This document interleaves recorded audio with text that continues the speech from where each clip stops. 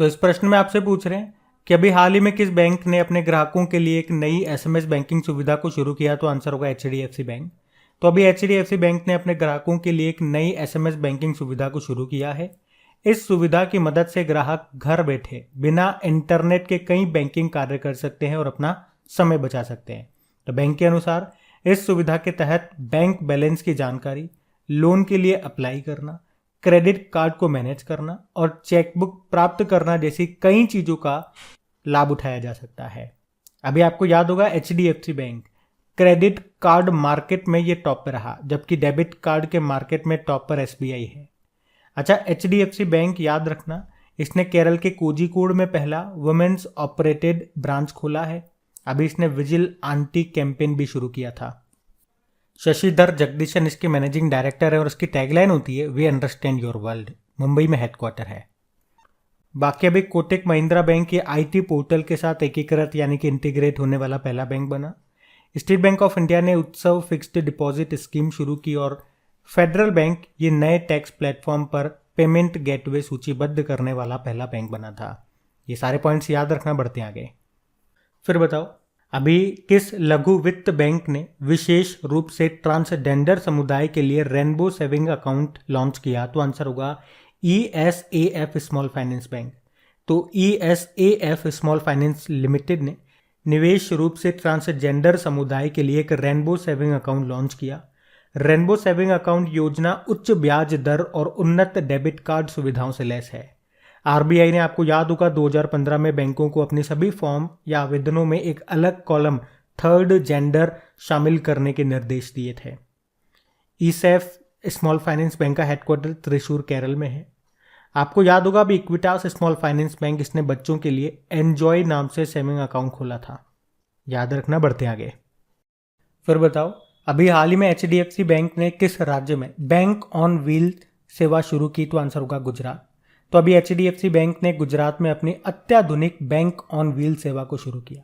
तो इसमें होगा क्या, इसमें जिन गांवों में बैंक सुविधाएं नहीं है वहां पर भी बैंकिंग सुविधाएं उपलब्ध कराई जाएंगी। मतलब एक वैन होगी जिसमें आपको कुछ लिमिटेड बैंकिंग सेवाएं मिल सकेंगी। वो वैन हर उस गांव में जाएगी जहां पे बैंकिंग सुविधाएं नहीं है। वहां पे एक फिक्स समय के लिए फिक्स स्थान पर वो रहेंगी ताकि वहां के लोग वहां पर आके बैंकिंग सेवाओं का फायदा उठा सकें। और इस तरह से वो एक दिन में 3 गाँव को कवर करेंगी। जैसे कि मान लो सुबह 9 बजे से 12 बजे तक पहले गाँव में रह ले, फिर 1 बजे से 4 बजे तक दूसरे गाँव में चल जाएंगे, फिर 5 बजे से 7 बजे तक तीसरे गाँव में चल जाएंगे, इस तरह से। और ये वैन एक सप्ताह में 2 बार एक गाँव को कवर करेगी, यानी कि एक गाँव में एक सप्ताह में 2 बार ये वैन जाया करेगी। अच्छा, एचडीएफसी बैंक से याद आएगा, अभी इसने अपने ग्राहकों के लिए नई एसएमएस बैंकिंग सुविधा को शुरू किया था। एक विजिल आंटी अभियान भी शुरू किया था और केरल के कोझिकोड में पहली महिला शाखा भी इसने खोली है। बाकी आपको याद है, अभी विद्या रथ स्कूल ऑन व्हील परियोजना किसने शुरू की थी? असम सरकार ने। भारतीय रेलवे ने पहला रेस्टोरेंट ऑन व्हील कहाँ पे शुरू किया था? आसनसोल रेलवे स्टेशन, पश्चिम बंगाल में। और टाटा मोटर ने ग्रामीण क्षेत्रों में अपनी पहुंच बढ़ाकर और उन्हें घर तक कार खरीदने का अनुभव देने के लिए अनुभव नाम से शोरूम ऑन व्हील शुरू किया था। अभी हमारी जो संस्कृति राज्य मंत्री मीनाक्षी लेखी, उन्होंने पूर्वोत्तर राज्यों की संस्कृति को बढ़ावा देने के लिए नई दिल्ली में नॉर्थ ईस्ट ऑन व्हील अभियान शुरू किया था। ये भी याद रखना, बढ़ते हैं आगे। अभी हाल ही में इलेक्ट्रॉनिक बैंक गारंटी जारी करने वाला देश का पहला बैंक कौन सा बन गया है? तो आंसर होगा एचडीएफसी बैंक। तो भारत में सबसे बड़ा प्राइवेट सेक्टर बैंक है ये एचडीएफसी बैंक, जो अभी national e governance services limited के साथ इलेक्ट्रॉनिक बैंक गारंटी जारी करने वाला देश का पहला बैंक बन गया है। इससे पहले ये जो व्यवस्था है ये कागज आधारित थी, यानी कि पेपर बेस्ड थी। तो अब इलेक्ट्रॉनिक बैंक गारंटी जैसी नई व्यवस्था आने से कागज आधारित प्रक्रिया को अब समाप्त कर दिया जाएगा, जिस कारण से अब नई इलेक्ट्रॉनिक बैंक गारंटी बेहद तेजी के साथ सत्यापित करने के साथ ही और भी ज्यादा सुरक्षा के साथ तुरंत वितरित की जा सकती है। अच्छा, यहाँ पे बैंक गारंटी का मतलब तो आप समझ रहे हो ना? इसे एक उदाहरण से समझो अगर नहीं समझ आ रहा तो।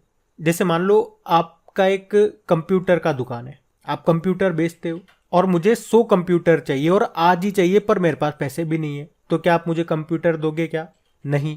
मैं कहूँगा भाई विश्वास नहीं है, ये वो फलाना ढीकरा दे दो यार। आप कहोगे नहीं, पर अगर इस कंडीशन में बैंक वाले बीच में गारंटी ले लेते हैं मेरी कि हाँ यार दे दो यार, दे देंगे ये पैसे, और नहीं दिए तो मैं पैसे दूंगा, तो फिर इस कंडीशन में आप मुझे कंप्यूटर दे दोगे, क्योंकि मेरी तरफ से गारंटी किसने दे दी है? बैंक ने दे दी है। क्योंकि अगर मैं टाइम पे पैसा नहीं लौटाऊंगा तो फिर बैंक को लौटाना पड़ेगा। यही है बैंक गारंटी, जो अब इलेक्ट्रॉनिक हो गई है, यानी कि आप कह सकते हो ऑनलाइन हो गई है, डिजिटल हो गई है। अच्छा, एचडीएफसी बैंक की बात करते हैं। तो अभी क्रेडिट कार्ड मार्केट में टॉप पे एचडीएफसी बैंक की है, जबकि डेबिट कार्ड मार्केट में टॉप पे एसबीआई चल रहा है। अभी एचडीएफसी बैंक ने केरल के कोझिकोड में पहला वुमेन ऑपरेटेड ब्रांच भी खोला था, और अभी एचडीएफसी बैंक ने ही विजिल आंटी कैंपेन भी शुरू किया था। उसके अलावा अभी इसने एक नई एसएमएस बैंकिंग सुविधा भी शुरू की है अपने ग्राहकों के लिए, और अभी एचडीएफसी बैंक ने ही गुजरात में बैंक ऑन व्हील सेवा भी शुरू की थी। एचडीएफसी बैंक की स्थापना होती है 1994 में। मैनेजिंग डायरेक्टर इसके शशिधर जगदीशन है, मुंबई में हेडक्वार्टर है, और इसका टैगलाइन होता है वी अंडरस्टैंड योर वर्ल्ड। बाकी कोटक महिंद्रा बैंक अभी आईटी पोर्टल के साथ एकीकृत इंटीग्रेट होने वाला ये पहला बैंक बना था। स्टेट बैंक ऑफ इंडिया इसने उत्सव फिक्स्ड डिपॉजिट स्कीम को शुरू किया, और फेडरल बैंक नए टैक्स प्लेटफॉर्म पर पेमेंट गेटवे सूचीबद्ध करने वाला ये पहला बैंक बना। तो ये सारे पॉइंट्स आप याद रखना, बढ़ते हैं आगे। चलो बताओ, अभी हाल ही में किस बीमा कंपनी ने एक term insurance plan click to project super launch किया है? तो आंसर होगा एचडीएफसी लाइफ इंश्योरेंस।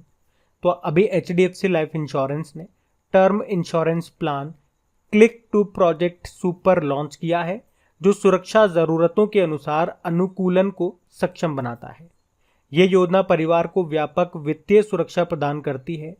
तो किसी भी व्यक्ति के पास आवश्यकता के अनुसार 3 प्लान है, लाइफ, लाइफ प्लस और लाइफ गोल। तो इनमें से वो किसी भी कवर को चुन सकता है अपने अनुसार। देखो, एचडीएफसी लाइफ इंश्योरेंस की स्थापना होती है सन 2000 में। मुंबई में हेडक्वार्टर है और इसके सीईओ विभा पडलकर है।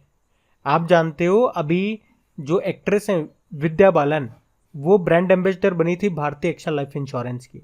और एलआईसी से याद आएगा, अभी एलआईसी ने बीमा रत्न नाम से बचत जीवन बीमा योजना शुरू की है। बाकी आप जानते हो एसबीआई जनरल इंश्योरेंस, अभी इसके एमडी सीईओ बने थे पारितोष त्रिपाठी, और इसने आरोग्य संजीवनी हेल्थ इंश्योरेंस पॉलिसी को लॉन्च किया था। चलो मुझे बताओ, अभी किसने ग्लोबल हेल्थ केयर प्रोग्राम को लॉन्च किया था? तो बजाज आलियांस ने। इसके नए एमडी सीईओ बने थे तपन सिंघल। ध्यान रखना, बढ़ते आगे।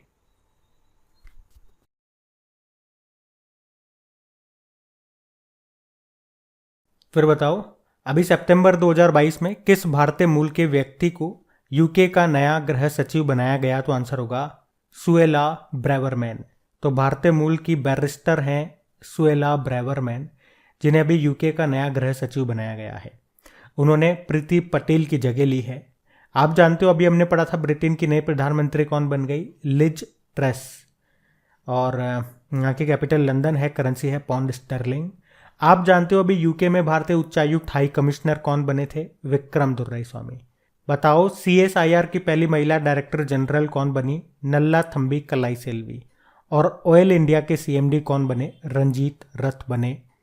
ये याद रखना, बढ़ते हैं आगे। चलो बताओ, हाल ही में महानगर गैस लिमिटेड ने किसे अपना नया अध्यक्ष बनाया? तो आंसर होगा महेश वी अय्यर को। तो राज्य के द्वारा संचालित सिटी गैस यूटिलिटी महानगर गैस लिमिटेड ने महेश विश्वनाथ अय्यर को कंपनी का नया अध्यक्ष नियुक्त किया है। अय्यर से आपको याद आएगा परमेश्वरन अय्यर का नाम। नीति आयोग के नए सीईओ बने ये, और नीति आयोग के अभी उपाध्यक्ष कौन बने? डॉक्टर सुमन के बेरी। जबकि संतोष अय्यर, इनका नाम भी न्यूज में है, मर्सिडीज बेंज इंडिया के एमडी सीईओ बने ये। और रविंदर टक्कर की बात करेंगे तो वोडाफोन आइडिया के चेयरमैन बने ये भी नाम याद रखना, बढ़ते आगे। चलो फिर बताओ, सितंबर 2022 में किसे कनाडा में भारत का अगला उच्चायुक्त हाई कमिश्नर बनाया गया? तो आंसर होगा संजय वर्मा को। अच्छा, इनके अलावा अमित कुमार को साउथ कोरिया में भारत का राजदूत एम्बेसडर बनाया गया है। आप जानते हो अभी यूके में भारत के हाई कमिश्नर बने थे विक्रम के दुर्राईस्वामी। बांग्लादेश में भारत के नए उच्चायुक्त बने प्रणय वर्मा। और उल्टा अगर आपसे पूछेंगे कि भारत में बांग्लादेश के नए उच्चायुक्त कौन बने, तो मुस्तफिजुर रहमान। अभी थाईलैंड में भारत के राजदूत कौन बने थे? नागेश सिंह। देखो, कनाडा की कैपिटल ओटावा है, करेंसी है कनेडियन डॉलर, और प्रधानमंत्री हैं जस्टिन ट्रूडो। आपको याद होगा अभी 65वें 65 नंबर के राष्ट्रमंडल संसदीय सम्मेलन की मेजबानी कनाडा ने ही की थी। आप जानते हो फीफा वर्ल्ड कप 2026 वाले कहाँ पे होंगे? 3 देशों में होंगे, मैक्सिको, यूएस और कनाडा। अभी 2022 वाले तो कतर दोहा में होंगे। और कनाडा के एक विद्वान हैं जेफरी आर्मस्ट्रॉन्ग, इनको 2021 के लिए विशिष्ट इंडोलॉजिस्ट पुरस्कार से सम्मानित किया गया। और यूएस कनाडाई लेखिका हैं रूथ ओजेकी, जिन्होंने अपने novel the book of form and emptiness के लिए वुमेन फिक्शन पुरस्कार जीता था। ये भी याद रखना, बढ़ते आगे। चलो बताओ, अभी इंडिगो एयरलाइन ने किसे अपना सीईओ बनाया? तो आंसर होगा पीटर एल्बर्स को। तो इंडिगो एयरलाइन ने पीटर एल्बर्स को अपना नया सीईओ बनाया है। ये किनका स्थान लेंगे? रोनोजॉय दत्ता का। अभी सीबीडीटी के चेयरमैन बने थे नितिन गुप्ता, इंटेलिजेंस ब्यूरो के नए डायरेक्टर बने तपन कुमार डेका, और फाइनेंशियल एक्शन टास्क फोर्स के नए प्रेसिडेंट बने टेर राजा कुमार। ये सिंगापुर से हैं। बढ़ते आगे। चलो बताओ, अभी सितंबर 2022 में किस देश के वोल्कर तुर्क को संयुक्त राष्ट्र के अगले मानव अधिकार उच्चायुक्त के रूप में नियुक्त किया गया? तो आंसर होगा ऑस्ट्रिया। तो अभी ऑस्ट्रिया के वोल्कर तुर्क को संयुक्त राष्ट्र के अगले मानव अधिकार उच्चायुक्त के रूप में नियुक्त किया गया है। वे किनका स्थान लेंगे? चिली के मिशेल बाचेलेट का। आप जानते हो ऑस्ट्रिया की कैपिटल होती है वियना, जहां पे आपको ओपेक का हेडक्वार्टर मिलेगा। प्रेसिडेंट इसके अलेक्जेंडर वैन डर बैलन है। चांसलर कार्ल नेहमर है। याद रखना, बढ़ते आगे। फिर बताओ, सितंबर 2022 में प्रिंस ऑफ वेल्स के रूप में किसे नामित किया गया? तो आंसर होगा प्रिंस विलियम को। तो ब्रिटेन के किंग चार्ल्स ने अपने सबसे बड़े बेटे विलियम और बहू कैट को prince and princess of Wales नामित किया है। उन्होंने और उनकी दिवंगत पत्नी डायना ने पहले ये उपाधि धारण की थी। प्रिंस विलियम ये महारानी एलिजाबेथ द्वितीय के पोते हैं। चार्ल्स जो कि 1958 में प्रिंस ऑफ वेल्स बने और अभी अपनी माँ यानी कि महारानी एलिजाबेथ द्वितीय की मृत्यु के बाद स्वतः ही राजा बन गए हैं। अभी आप जानते हो यूके की नई प्रधानमंत्री कौन बनी? Liz truss. यूके में भारतीय हाई कमिश्नर कौन बने? उच्चायुक्त विक्रम दुर्रेस्वामी। और आपको याद है भारत अभी ब्रिटेन को पछाड़कर दुनिया की 5वीं सबसे बड़ी अर्थव्यवस्था बन गया। ये भी याद रखना, बढ़ते आगे। चलो बताओ, सितंबर 2022 में राष्ट्रपति द्रौपदी मुर्मू के द्वारा जम्मू कश्मीर से राज्यसभा के लिए किसे नामित किया गया? तो आंसर होगा गुलाम अली को। तो अभी राष्ट्रपति द्रौपदी मुर्मू ने जम्मू कश्मीर के गुर्जर मुस्लिम गुलाम अली को राज्यसभा के लिए मनोनीत किया है। और ये पहली बार है जब इस क्षेत्र के किसी गुर्जर मुसलमान को मनोनीत सदस्य के रूप में राज्यसभा भेजा गया हो। आप जानते हो अभी राज्यसभा के हमारे अध्यक्ष कौन है? जगदीप धनखड़ है भाई, जो वाइस प्रेसिडेंट है वही होते हैं। उपाध्यक्ष कौन है? हरिवंश नारायण सिंह है। महासचिव है प्रमोद चंद्र मोदी। वैसे सदन के नेता किसे बनाया गया था? पीयूष गोयल को। और विपक्ष का नेता मल्लिकार्जुन खड़गे। अच्छा, पहले तो मैं राष्ट्रपति जी से रिलेटेड कुछ इंपॉर्टेंट फैक्ट्स आपको बताता हूँ। आप अभी तो ये जानते हो ना, अभी हमारे पहले आदिवासी और दूसरी महिला राष्ट्रपति कौन बनी थी? ये द्रौपदी मुर्मू है। कौन से नंबर की हैं? तो 15वें नंबर की हैं, ये याद रखना। अच्छा बताऊं मैं आपको, तो एक बार एग्जाम में आपके पूछा गया था प्रश्न कि इनसे पहले जो राष्ट्रपति थे ना रामनाथ कोविंद, उस समय किसी एक एग्जाम में पूछा गया था कि वो किस राज्य से हैं, मतलब उनका किस राज्य से संबंधित है वो। तो उनका संबंध था उत्तर प्रदेश से, लेकिन अब वो हमारे राष्ट्रपति नहीं है। अगर आपके अब एग्जाम में प्रश्न आएगा इस तरह का, तो पूछा जाएगा द्रौपदी मुर्मू से रिलेटेड कि इनका संबंध किस राज्य से है, तो आप कर दोगे आंसर उड़ीसा से है। और एक एग्जाम में ये प्रश्न भी पूछा गया था कि उस वक्त रामनाथ कोविंद जब ये 14वें नंबर के राष्ट्रपति बने थे तो उन्होंने किसको हराया था? तो उन्होंने तो हराया था मीरा कुमार को, लेकिन अभी उनकी बात नहीं चलेगी आपके एग्जाम में, अभी तो ये बन गई है। तो आप बताओ द्रौपदी मुर्मू जी ने किसको हराया? तो आंसर होगा यशवंत सिन्हा को। अच्छा, एक अच्छा प्रश्न मैं आपसे पूछता हूं, ये प्रश्न भी आपके एग्जाम में पूछा गया प्रश्न है, ध्यान से सुनना, पहले आप उत्तर देने की कोशिश करना। यहां से 3 प्रश्न मैं आपके जोड़ूंगा कि अभी तक सबसे कम समय तक के लिए राष्ट्रपति कौन बने? तो इसका उत्तर होगा डॉक्टर जाकिर हुसैन, और ये भारत के 3रे नंबर के राष्ट्रपति थे। इनका कार्यकाल मात्र 2 सालों के लिए था, और इस तरह से ये अभी तक कम समय के लिए राष्ट्रपति थे हमारे। अब इन्हीं से लिंक करके एक और प्रश्न आप याद कर लो कि अगर आपसे पूछा जाए कि भारत के पहले मुस्लिम राष्ट्रपति कौन थे, तो भी आपका उत्तर होगा डॉक्टर जाकिर हुसैन। और जाकिर हुसैन, इन्हें भारत रत्न, भारत का सर्वोच्च सम्मान भी मिल चुका है। और याद रखना, ये भारत के पहले राष्ट्रपति थे जिनकी मृत्यु ऑफिस में ही हो गई थी। ये भी एक इंपॉर्टेंट फैक्ट है इनसे रिलेटेड। अब हमने क्या कहा, सबसे कम समय तक के लिए राष्ट्रपति। अब आपके मन में ऑटोमेटिकली प्रश्न आ रहा होगा कि सबसे लंबे समय तक राष्ट्रपति कौन रहे, तो आपका उत्तर हो जाएगा डॉक्टर राजेंद्र प्रसाद। ये लगातार 2 बार राष्ट्रपति रहे थे। अब एक प्रश्न एग्जाम में यह भी आया था कि भारत के सबसे युवा राष्ट्रपति कौन थे, तो आंसर होगा इसका श्री नीलम संजीव रेड्डी। और ये भारत के 6 नंबर के राष्ट्रपति थे। जब ये राष्ट्रपति बने थे ना, तो इनकी उम्र थी 64 ईयर। और याद रखना, ये भारत के एकमात्र ऐसे राष्ट्रपति थे जो निर्विरोध निर्वाचित हुए थे। और मैं आपको बता दूं, ये जो नीलम रेड्डी हैं, ये आंध्र प्रदेश के पहले मुख्यमंत्री भी रह चुके हैं। अब यहां से एक इंटरेस्टिंग फैक्ट मैं आपको बताता हूं। जो वर्तमान में हमारी द्रौपदी मुर्मू है ना, मतलब हमारी जो राष्ट्रपति हैं, इनकी उम्र भी 64 ही है। ये भी बड़ी मजेदार बात है, ये भी याद रखना। और आप जानते ही हो भारत की पहली महिला राष्ट्रपति कौन है, प्रतिभा देवी सिंह पाटिल। और आपको याद होगा, कुछ समय पहले मैंने आप लोगों को बताया था कि इसी तरह के कुछ इंपॉर्टेंट क्वेश्चंस लेकर के हम एक नई सीरीज स्टार्ट करेंगे। कोशिश करूंगा डेली के 10 क्वेश्चन और टॉपिक वाइज लेकर के चलूंगा। जैसे आज राष्ट्रपति से संबंधित मैंने आपको 10 क्वेश्चन कराए, और ये 10 क्वेश्चन ही आपके इस तरह से होंगे जो किसी न किसी एग्जाम में कम से कम एक बार या ज्यादा से ज्यादा कितनी बार भी पूछे गए हों, लेकिन सारे वही क्वेश्चन लेकर के आऊंगा जो आपके किसी न किसी गवर्नमेंट एग्जाम में पूछे गए हों। प्लान तो मैंने आपको इस तरह का भी बताया था, क्विज वाला भी बताया था, लेकिन कहते हैं ना, समय कहकर नहीं आता, तो कुछ समस्याएं ऐसी आ गई कि सब कुछ अस्त व्यस्त हो गया। तो करेंगे सही, थोड़ा समझ जाएं और जो छूट गया एक बार बराबर हो जाए, जरूर करेंगे। और सेशन अच्छा लगे तो प्लीज लाइक करके शेयर जरूर कीजिएगा। शेयर करते हो तो हमें भी अच्छा लगता है, ऐसा लगता है कि हाँ, आप लोग साथ हो, सपोर्ट कर रहे हो। चलो अभी बढ़ते हैं आगे।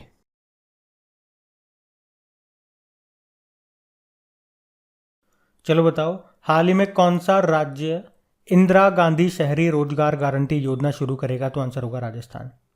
तो राजस्थान सरकार बेरोजगारी को देखते हुए केंद्र सरकार के द्वारा संचालित महात्मा गांधी राष्ट्रीय ग्रामीण रोजगार गारंटी की तर्ज पर शहर वासियों को भी रोजगार उपलब्ध कराने के लिए इंदिरा गांधी शहरी रोजगार गारंटी योजना शुरू करेगा।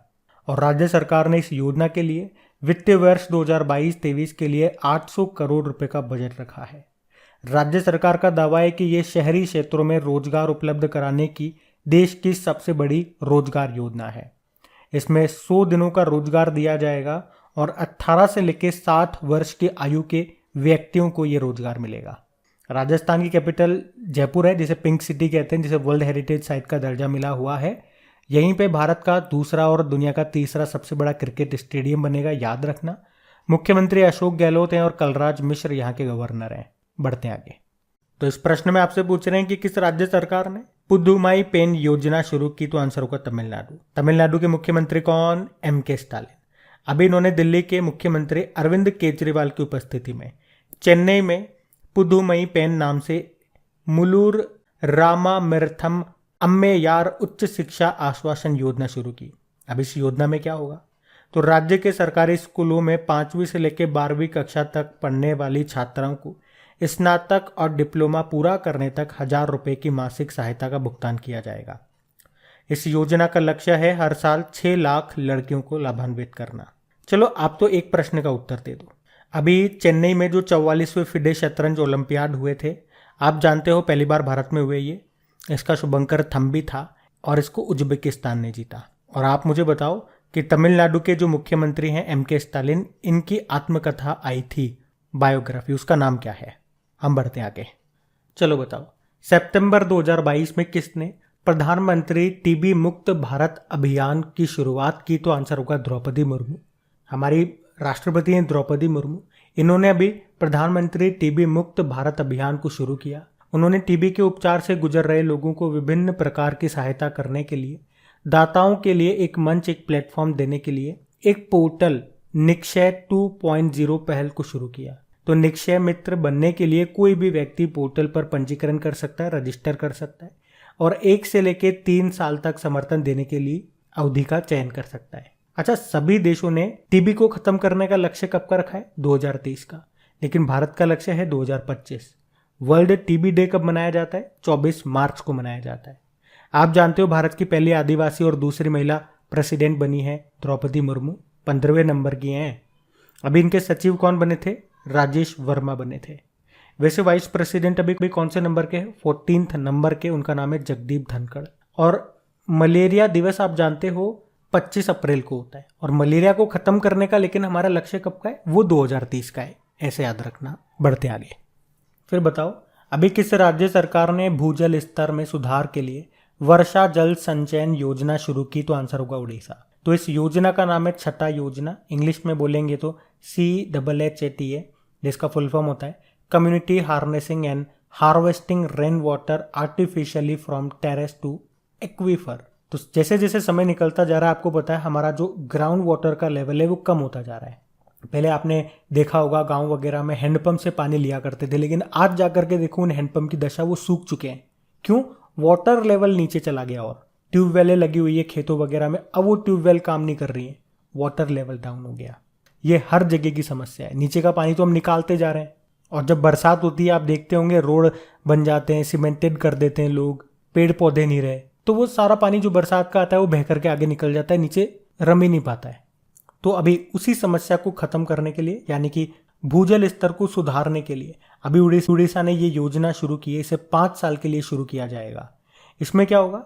छतों पे बरसात के समय जो पानी इकट्ठा होता है वो जमीन के अंदर पहुंचे, इस तरह का काम इसमें किया जाएगा आर्टिफिशियली। आप जानते हो वर्ल्ड वाटर वीक कब मनाया जाता है? 23 अगस्त को मनाया था, 1 सितंबर तक। और मध्य प्रदेश का बुरहानपुर, याद रखना, ये देश का पहला हर घर जल प्रमाणित जिला बना था। और वाटर डे कब मनाते हैं हम, ये आप बताओ। बढ़ते हैं आगे।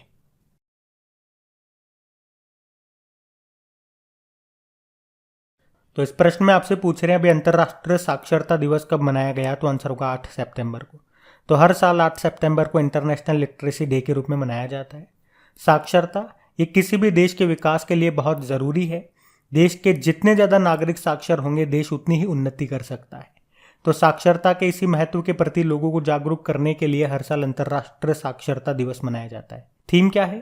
Transforming literacy learning space. पहली बार 1966 में मनाया गया था। चलो एक प्रश्न का उत्तर दो। भारत का पहला कार्यात्मक रूप से साक्षर जिला अभी कौन सा बना? करंट अफेयर्स का प्रश्न है, उत्तर देना बनता है आपका। तो उत्तर सुनो, मध्य प्रदेश का मंडला जिला।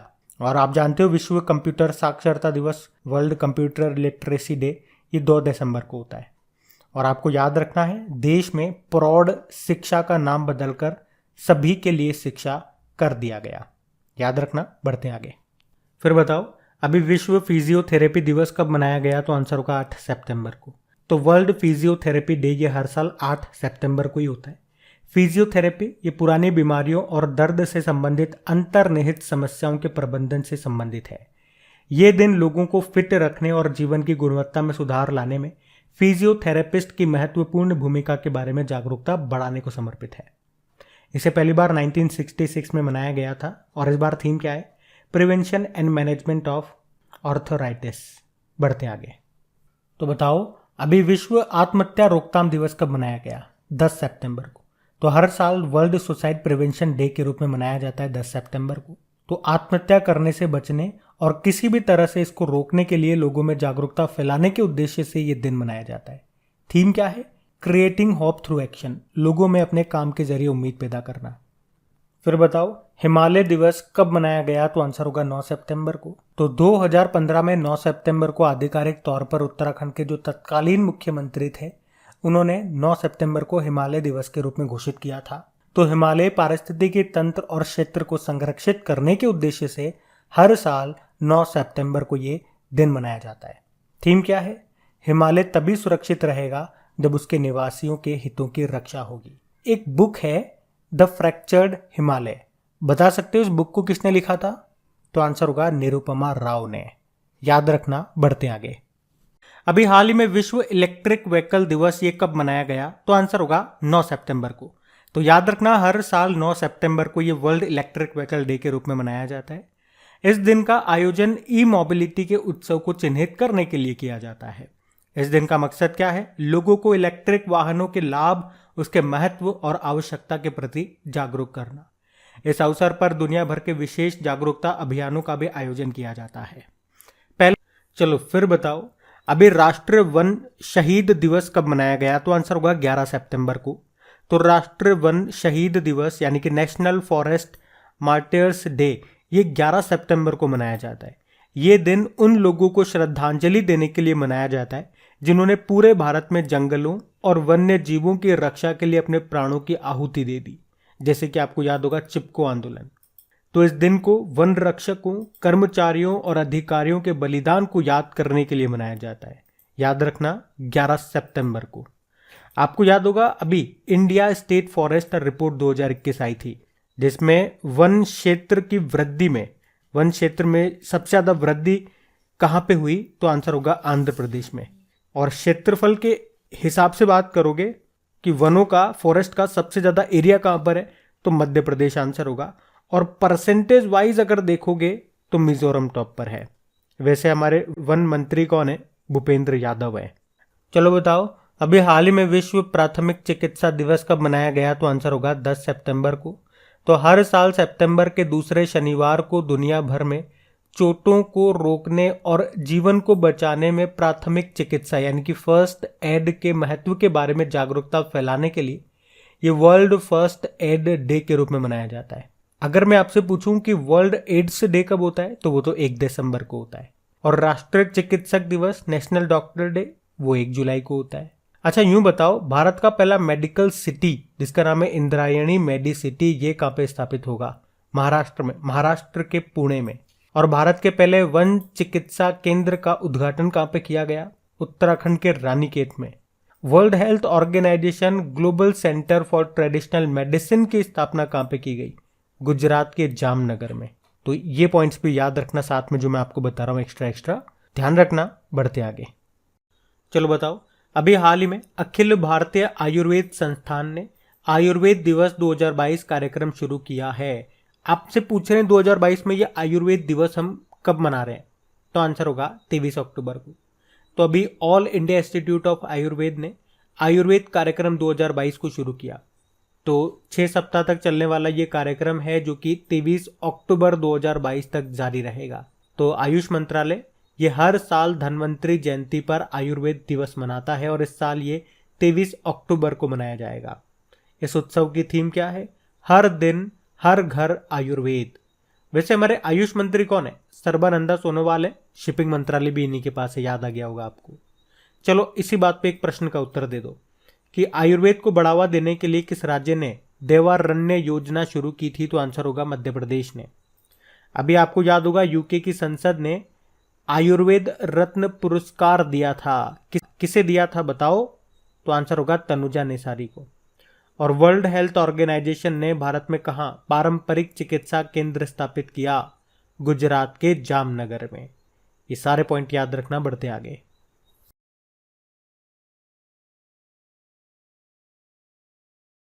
फिर बताओ, हाल ही में किसे लोकनायक फाउंडेशन साहित्य पुरस्कार से सम्मानित किया गया, तो आंसर होगा तनिकेला भरणी को। तनिकेला भरणी ये कौन है, तो ये तेलुगु लेखक और अभिनेता हैं जिनको अभी आंध्र प्रदेश के विशाखापत्तनम में कला भारती सभागार में आयोजित एक पुरस्कार समारोह में 18वें लोकनायक फाउंडेशन पुरस्कार के वार्षिक साहित्य पुरस्कार से सम्मानित किया गया।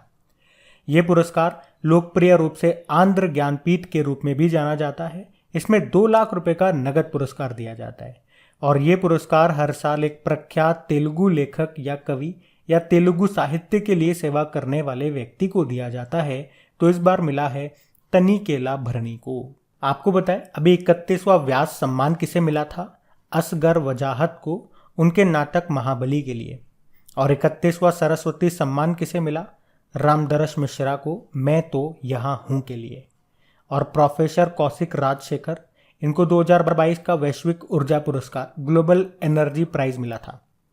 चलो आप मुझे बताओ, अभी 2021 में साहित्य का नोबेल पुरस्कार किसे मिला, तो आंसर होगा अब्दुल रज्जाक गुरना को। और 2021 में साहित्य अकादमी पुरस्कारों में बात करें तो हिंदी का मिला था दया प्रकाश सिन्हा को और अंग्रेजी का मिला था नमिता गोखले को, जबकि 56वां ज्ञानपीठ पुरस्कार ये मिला था नीलमणि फूकन को, ये असम के हैं। और याद रखना, ज्ञानपीठ पुरस्कार ये देश का सर्वोच्च साहित्य पुरस्कार है। 57वां ज्ञानपीठ पुरस्कार मिला था दामोदर मौजो को। तो ये इंपॉर्टेंट क्वेश्चन है, साथ में जो एक्स्ट्रा फैक्ट्स बताए वो भी इंपॉर्टेंट है, याद रखना। बढ़ते हैं आगे। बताओ, अभी हाल ही में किस राज्य को संस्कृति के लिए सर्वश्रेष्ठ गंतव्य पुरस्कार से सम्मानित किया गया? तो आंसर होगा पश्चिम बंगाल। तो अभी पश्चिम बंगाल की जो मुख्यमंत्री है ममता बनर्जी, इन्होंने कहा कि यात्रा लेखकों के एक वैश्विक संगठन ने राज्य को संस्कृति के लिए सर्वश्रेष्ठ गंतव्य घोषित किया और इसके लिए पश्चिम बंगाल को 9 मार्च 2023 को बर्लिन में world tourism and aviation leaders summit में सम्मानित किया जाएगा। ये पुरस्कार इंटरनेशनल ट्रेवल अवार्ड का सबसे प्रतिष्ठित अवार्ड है। पश्चिम बंगाल की कैपिटल आप जानते हो कोलकाता है। कोलकाता मेट्रो भारत की पहली मेट्रो होगी जो अंडर वाटर चलेगी। किस नदी के नीचे? हुगली नदी के नीचे। यहाँ के मुख्यमंत्री ममता बनर्जी आप जानते हो। और गवर्नर अभी तक कौन थे? जगदीप धनखड़, जो हमारे नए वाइस प्रेसिडेंट बन गए। कौन से नंबर के? 14 नंबर के। और अब नए गवर्नर कौन बन गए ये आप बता दो। बाकी एक संतोष ट्रॉफी आप याद रखो जिसका संबंध फुटबॉल से है। 75वें नंबर की थी अभी 2022 में, जिसमें पश्चिम बंगाल हार गया था, केरल जीत गया था। और पश्चिम बंगाल ने एक ओपन एयर क्लासरूम भी शुरू किया था, परय शिक्षालय नाम से। पश्चिम बंगाल में शुरू हुई थी बच्चों के लिए दुनिया की पहली ट्राम लाइब्रेरी। और भारत का पहला टायर पार्क बना पश्चिम बंगाल में। और याद रखना, पश्चिम बंगाल के मायापुर में नदिया जिले में बनेगा वैदिक तारामंडल का मंदिर, जो होगा दुनिया का सबसे बड़ा धार्मिक स्मारक। अभी 7 नए जिले बने इसमें, पहले 23 थे, अब टोटल हो जाएंगे 30। ये याद रखना आप। बढ़ते आगे। बताओ अभी किस देश ने भारत के पूर्व नौसेना प्रमुख सुनील लांबा को मेधावी सेवा पदक से सम्मानित किया? तो आंसर होगा सिंगापुर। तो अभी सिंगापुर के जो राष्ट्रपति हैं हलीमा याकूब, उन्होंने भारतीय नौसेना के पूर्व chief of naval staff Sunil Lanba को प्रतिष्ठित पिंगट जसा जेमिलंग यानी कि मेधावी सेवा पदक से सम्मानित किया। तो ये पुरस्कार भारत और सिंगापुर के बीच में मजबूत रक्षा संबंधों के साथ साथ दोनों नौसेनाओं के बीच जुड़ाव को मजबूत करने में उनके योगदान के लिए उनको ये सम्मान मिला है। सिंगापुर की कैपिटल सिंगापुर सिटी है, करेंसी है सिंगापुर डॉलर, प्रेसिडेंट हो गए हलीमा याकूब। और सिंगापुर के एक व्यक्ति हैं टी राजा कुमार, जिनको फाइनेंशियल एक्शन टास्क फोर्स का नया प्रेसिडेंट बनाया गया। वैसे हमारे अभी वर्तमान में नेवल चीफ कौन है? आर हरि कुमार है। नौसेना दिवस 4 दिसंबर को होता है। वैसे एयर चीफ मार्शल हमारे विवेक राम चौधरी हैं। सेना दिवस 8 अक्टूबर को होता है। और आर्मी चीफ हैं मनोज पांडे। आर्मी डे होता है 15 जनवरी को। याद रखना ये। बढ़ते आगे। अच्छा फिर बताओ, अभी सितंबर 2022 में बेस्ट एक्टर का एमी अवार्ड जीतने वाले पहले एशियाई अभिनेता कौन बन गए? तो आंसर होगा ली जुंग जे। तो साउथ कोरियाई एक्टर हैं ये ली जुंग जे। उन्होंने 74वें 74th नंबर के प्राइम टाइम एमी अवार्ड्स में स्क्विड गेम शो में अपनी भूमिका के लिए ड्रामा सीरीज में बेस्ट लीड एक्टर का पुरस्कार जीता है। और इस तरह से वे ये अवार्ड जीतने वाले पहले एशियाई अभिनेता बन गए हैं। साथ ही वे पहले एक्टर हैं जिन्होंने अंग्रेजी के अलावा किसी दूसरी भाषा में भूमिका के लिए ये अवार्ड जीता है। अभी आपको बता दूं 12 सितंबर को लॉस एंजल्स अमेरिका में 74वें एमी पुरस्कारों का आयोजन किया गया। और इसमें आपको बता दूं सक्सेशन को best drama of the year नामित किया गया। आपको याद होगा अभी हम लोगों ने पढ़ा था, जो बराक ओबामा है अमेरिका के पूर्व प्रेसिडेंट, उनको ओवर ग्रेट नेशनल पार्क नाम की डॉक्यूमेंट्री में अपनी आवाज देने के लिए एमी अवार्ड मिला था। और इस तरह से वे दूसरे अमेरिकी राष्ट्रपति बने थे ये एमी पुरस्कार पाने वाले। अच्छा, एमी अवार्ड्स ये किस लिए दिए जाते हैं? ये किस क्षेत्र में दिए जाते हैं? तो टीवी प्रोग्राम्स के लिए दिया जाता है, इनको एक लाइन में याद रखो। जबकि ग्रैमी अवार्ड ये संगीत के क्षेत्र में दिया जाता है। ध्यान रखना ये। बढ़ते आगे। चलो बताओ, हाल ही में ड्रामा सीरीज में लीड एक्ट्रेस के लिए 2 बार एमी अवार्ड जीतने वाली पहली अश्वेत महिला कौन बन गई? तो आंसर होगा जेंडेया। तो इन एक्ट्रेस का नाम है जेंडेया, जो किसी ड्रामा सीरीज में लीड एक्ट्रेस के रोल के लिए 2 बार एमी अवार्ड जीतने वाली पहली अश्वेत महिला बन गई है। सन 2020 के ड्रामा सीरीज यूफोरिया के लिए लीड एक्ट्रेस का एमी अवार्ड जीतने वाली सबसे कम उम्र की विजेता बनी थी ये। और अभी उन्होंने यूफोरिया में लीड रोल के लिए दोबारा से ये पुरस्कार जीत लिया है। क्या नाम है? जेंडेया। आप मुझे बता सकते हो अभी अमेरिकी सिक्के पर दिखाई देने वाली पहली अश्वेत महिला का नाम क्या है?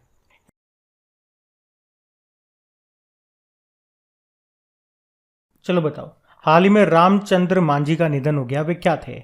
वे रंगमंच कलाकार थे। तो लौंडा नाच को विश्व में पहचान दिलाने वाले व पद्मश्री से सम्मानित 92 वर्षीय भोजपुरी कलाकार रामचंद्र माझी का भी पटना बिहार में निधन हो गया। उन्हें संगीत नाटक अकादमी पुरस्कार भी मिल चुका और 2021 में मिला था उन्हें पद्मश्री। तो उनका नाम याद रखना।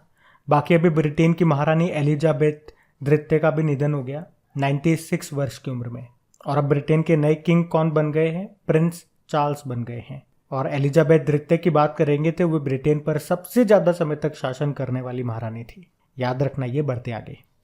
चलो बताओ, अभी सितंबर 2022 में भारत के किस पूर्व मुख्य न्यायाधीश का निधन हो गया जो 1991 में 18 दिनों की सबसे कम अवधि के लिए चीफ जस्टिस ऑफ इंडिया बने थे? तो आंसर होगा कमल नारायण सिंह। तो भारत के पूर्व मुख्य न्यायाधीश रहे कमल नारायण सिंह। वे 1991 में 18 दिनों की सबसे कम अवधि के लिए भारत के चीफ जस्टिस ऑफ इंडिया बने थे। उनका भी निधन हो गया। वे 25 नवंबर 1991 को 22वें चीफ जस्टिस ऑफ इंडिया बने थे और फिर 12 दिसंबर 1991 को ही रिटायर्ड भी हो गए थे। आप जानते हो भारत के सुप्रीम कोर्ट के चीफ जस्टिस की रिटायरमेंट एज कितनी होती है? 65 ईयर। अच्छा, यहाँ से आपके मन में दूसरा प्रश्न आएगा, अगर ये सबसे कम समय के लिए चीफ जस्टिस ऑफ इंडिया थे तो सबसे ज़्यादा समय तक के लिए अभी तक चीफ जस्टिस ऑफ इंडिया कौन होंगे? यानी कि सबसे लंबा कार्यकाल अभी तक किसका रहा? तो हमारे 16वें नंबर के चीफ जस्टिस ऑफ इंडिया का, उनका नाम है YV चंद्रचूड़। उनका कार्यकाल 7 वर्ष 4 महीने 20 दिनों का था। अब यहाँ पे आपको एक लिंक करके नाम याद कराऊंगा, ध्यान से सुनना। चंद्रचूड़ से आपको याद आएगा DY चंद्रचूड़।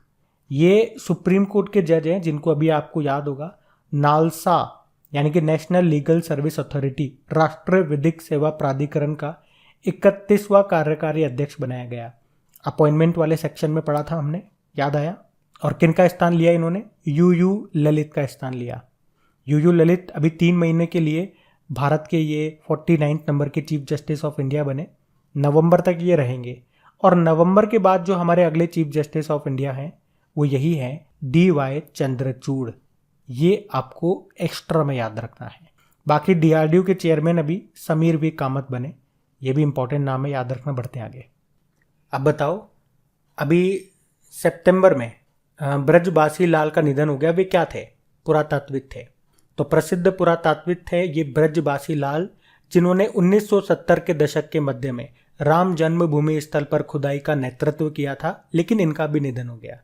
उन्हें 2021 में पद्म विभूषण मिला और सन 2000 में पद्म भूषण मिला था लाल।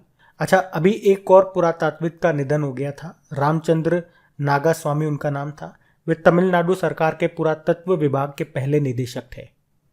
आप जानते हो भारतीय पुरातत्व सर्वेक्षण आर्कियोलॉजिकल सर्वे ऑफ इंडिया की अभी नई डायरेक्टर जनरल बनी थी, उनका नाम है V विद्यावती। और ये प्रश्न कई बार एग्जाम में आता है कि आर्कियोलॉजिकल सर्वे ऑफ इंडिया के संस्थापक कौन रहे? अलेक्जेंडर कनिंघम, जिसकी स्थापना होती है 1861 में। मुख्यालय आपको मिलेगा नई दिल्ली में, ध्यान रखना ये। बढ़ते आगे।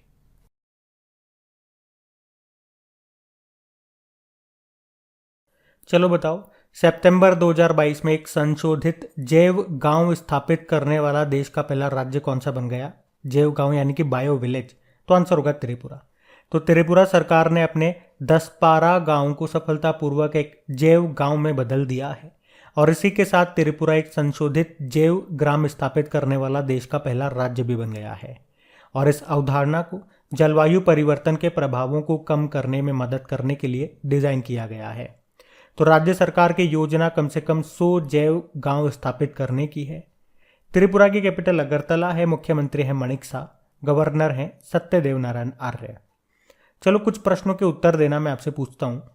अभी भारत का पहला बायोमास आधारित हाइड्रोजन प्लांट ये कहाँ पे स्थापित होगा? तो आंसर होगा मध्य प्रदेश के खंडवा जिले में। अगर आपसे पूछा जाए उत्तर भारत का पहला बायोटेक पार्क कहाँ पे बना है? तो जम्मू कश्मीर के कठुआ में।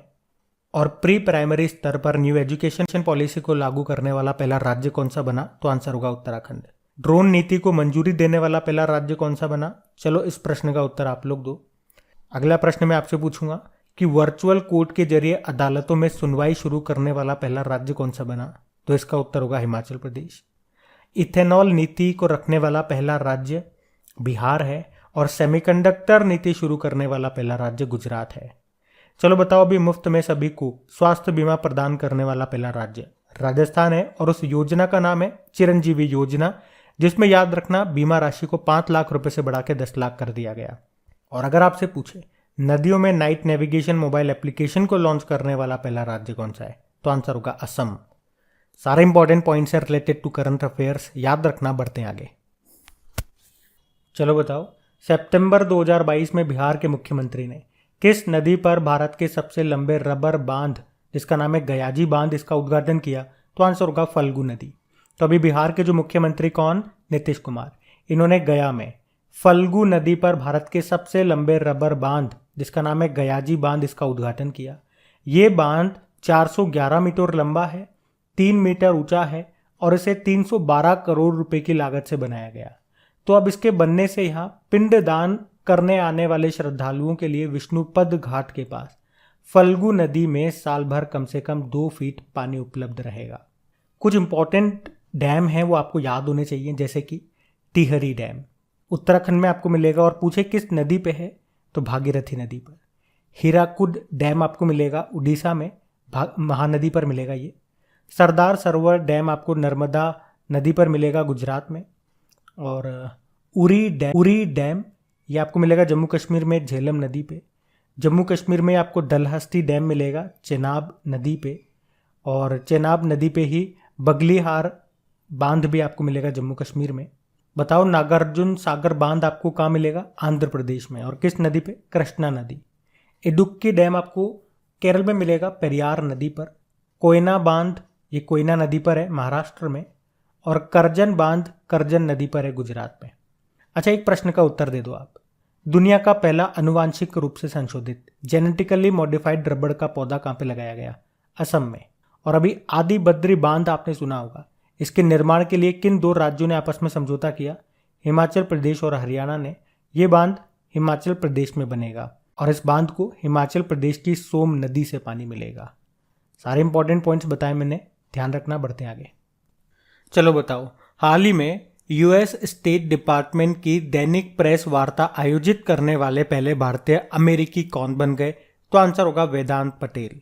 तो वेदांत पटेल ये यूनाइटेड स्टेट डिपार्टमेंट की दैनिक प्रेस वार्ता आयोजित करने वाले पहले भारतीय अमेरिकी बनकर इन्होंने इतिहास रच दिया है। वे यूएस डिपार्टमेंट ऑफ स्टेट के प्रधान उप प्रवक्ता है।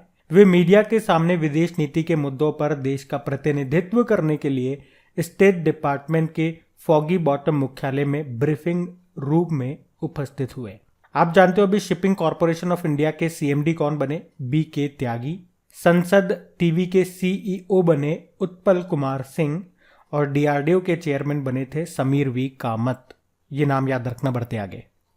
अब बताइए, भारत की पहली इंट्रानेशनल कोविड वैक्सीन के इमरजेंसी इस्तेमाल को मंजूरी मिल गई है, इस वैक्सीन का नाम बताइए, तो आंसर होगा इनकोवैक। तो अभी हाल ही में भारत की पहली इंट्रानेशनल कोविड वैक्सीन के इमरजेंसी इस्तेमाल को किससे मंजूरी मिल गई है, drug controller general of India से। ये मंजूरी 18 साल से अधिक उम्र के लोगों के लिए संक्रमण के खिलाफ प्राथमिक टीकाकरण के रूप में उपयोग के लिए दी गई है। इसे किसने बनाया है, तो भारत बायोटेक ने बनाया है, और इस वैक्सीन का नाम आपने देख लिया, इनकोवैक है। ये भारत का कोविड-19 वायरस के लिए पहला नाक से दिया जाने वाला टीका है। अभी तक आपको जो कोविड वैक्सीन लगी है वो इंजेक्शन के थ्रू लगी है, इसमें इंजेक्शन का इस्तेमाल नहीं होगा, नाक के थ्रू आपको ये वैक्सीन दी जाएगी। अच्छा, एक वैक्सीन के बारे में अगर मैं आपसे पूछूं कि सर्वाइकल कैंसर के खिलाफ भारत का पहला टीका लॉन्च किया था, उस टीके का नाम क्या है, उस वैक्सीन का नाम क्या है, quadrivalent human papilloma virus vaccine, जिसको बनाया किसने, serum institute of India Pune ने। अभी जानवरों के लिए भारत का पहला कोविड-19 वैक्सीन आया था, उसका नाम क्या है, एनोकोवैक्स। एनोकोवैक्स उसका नाम है। और कोविड-19 डीएनए वैक्सीन लगाने वाला पहला देश आपका भारत है। वैक्सीन का नाम है जाइकोव डी, जिसे जाइडस कैडुला ने बनाया। डीएनए आधारित पहली वैक्सीन है ये। और बताओ, प्लांट बेस्ड कोविड-19 वैक्सीन के उपयोग को मंजूरी देने वाला पहला देश कौन सा बना था, तो आंसर होगा कनाडा। अच्छा बताओ, कोवैक्सीन को किसने बनाया था, भारत बायोटेक ने, हैदराबाद में मुख्यालय है। और कोविशील्ड को serum institute of India Pune ने। और एक और करंट अफेयर्स का प्रश्न बनता है कि मलेरिया की पहली वैक्सीन को अभी WHO ने मंजूरी दी थी, उस वैक्सीन का नाम क्या है, तो आंसर होगा मॉस्क्विरिक्स, क्योंकि अभी तक मलेरिया की जो दवा थी वो कुनेन थी, जो सिनकोना की छाल से बनती है, सिनकोना वृक्ष की छाल से। और मलेरिया किससे होता है? प्लाज्मोडियम प्रोटोजुआ से होता है। और भारत का लक्ष्य कब का है मलेरिया को खत्म करने का? 2030 का है। मलेरिया दिवस आप जानते हो 25 अप्रैल को मनाते हैं। और वैसे टीबी को खत्म करने का लक्ष्य ये है 2025 का। टीबी दिवस 24 मार्च को मनाते हैं। ये सारे पॉइंट्स याद रखना, बढ़ते आगे। अच्छा बताओ, सितंबर 2022 में एमआरआई मशीनों में इस्तेमाल होने वाला भारत का पहला सुपर कंडक्टिंग मैग्नेट सिस्टम सफलतापूर्वक किसने डेवलप किया? इंटर यूनिवर्सिटी एक्सेलरेटर सेंटर ने। तो अभी नई दिल्ली के इंटर यूनिवर्सिटी एक्सेलरेटर सेंटर ने एमआरआई मशीनों में इस्तेमाल होने वाला भारत का पहला सुपर कंडक्टिंग मैग्नेट सिस्टम सफलतापूर्वक डेवलप किया है। तो इंटर यूनिवर्सिटी एक्सेलरेटर सेंटर ने 1.5 Tesla super conducting MRI magnet system जो है, जो कि एमआरआई मशीन का बहुत ही इंपॉर्टेंट पार्ट है, उसको डेवलप किया है। ये भारत में एमआरआई मशीनों के स्वदेशी उत्पादन को सक्षम बनाएगा। वर्तमान में भारत एमआरआई मशीनों के लिए 100% आयात पर निर्भर है। वर्तमान में बात करेंगे तो भारत एमआरआई मशीनों के लिए 100% आयात पर इंपोर्ट पर निर्भर है। चलो बताओ, अभी हाल ही में किस राज्य के मुख्यमंत्री ने फिल्म उद्योगों के लिए लॉन्च की है राज्य की पहली सिनेमा पर्यटन नीति 2022? तो आंसर होगा गुजरात।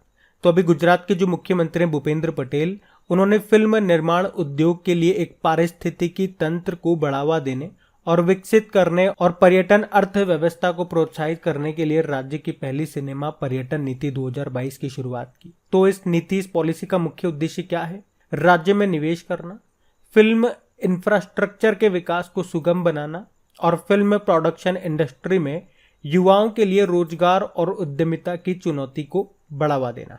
आपको याद है सेमीकंडक्टर नीति को शुरू करने वाला पहला राज्य कौन सा बना? तो आंसर होगा गुजरात। और राष्ट्रीय शिक्षा नीति न्यू एजुकेशन पॉलिसी 2020 को लागू करने वाला पहला राज्य कर्नाटक था। लेकिन अगर आपसे पूछे प्री प्राइमरी स्तर पर राष्ट्रीय शिक्षा नीति को लागू करने वाला पहला राज्य, वो उत्तराखंड होगा। और अगर ई वाहन नीति को मंजूरी देने के मामले में बात करेंगे तो पहले स्थान पे कर्नाटक रहा।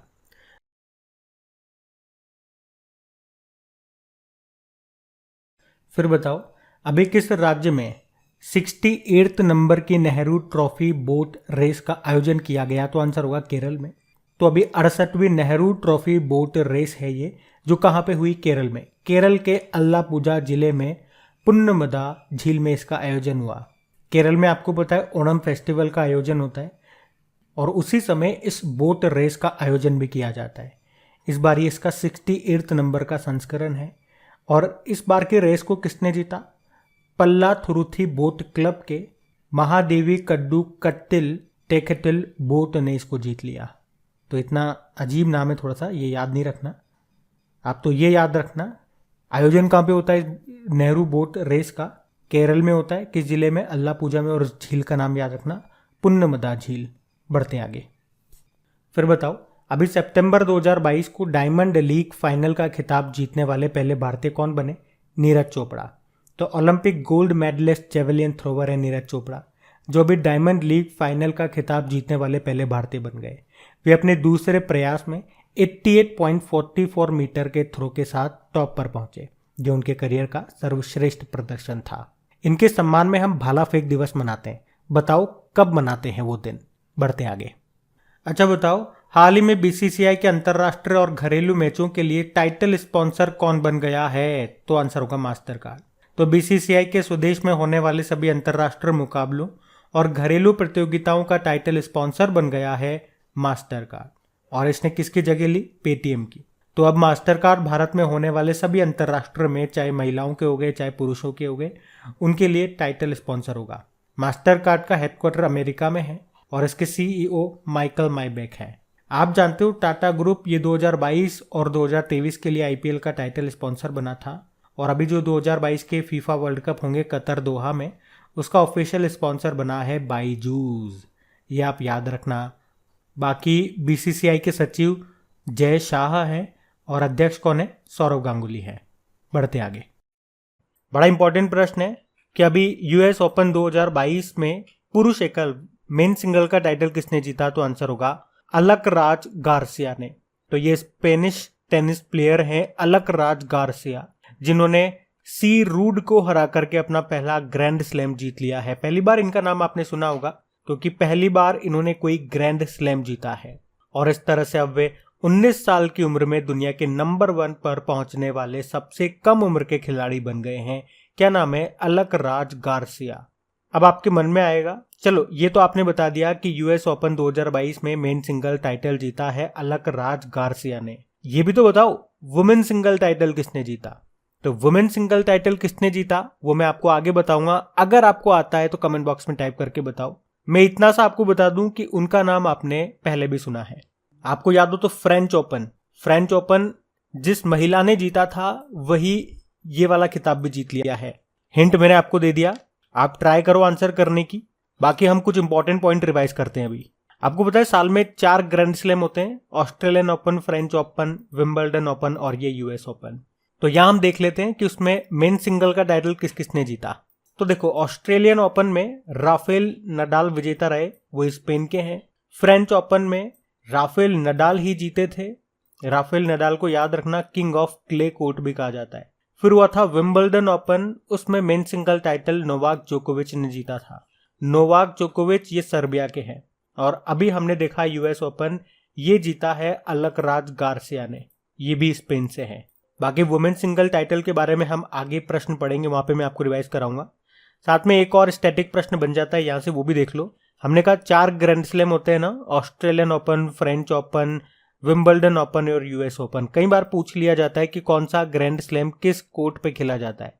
तो ऑस्ट्रेलियन ओपन और यूएस ओपन तो होता है हार्ड कोर्ट पे, फ्रेंच ओपन होता है क्ले कोर्ट पे और विंबलडन होता है ग्रास कोर्ट पे।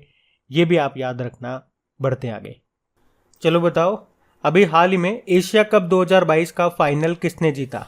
तो आंसर होगा श्रीलंका।